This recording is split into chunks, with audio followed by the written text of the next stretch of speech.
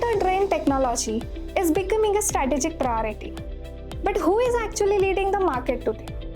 The numbers may surprise you. Leading the market is RTX Corporation with 12% share, followed by Lockheed Martin at 8%. Airbus secures the third position with 5%, while L3Harris Technologies and Teledyne Technologies hold 4% and 3% respectively.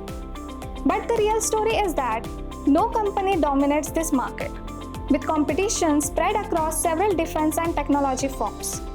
As drone threats increase, advances in AI-powered surveillance and electronic warfare are driving rapid innovation.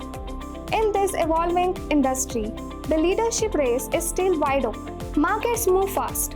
Your decisions need to move faster. The 360i Research platform brings analyst-authored research and AI-powered discovery together in one place. Ask targeted market questions, track competitors, explore industry shifts, and uncover timely insights that help your teams move from data to confident action. Connect with 360i Research and turn inspiring insights into dependable actions.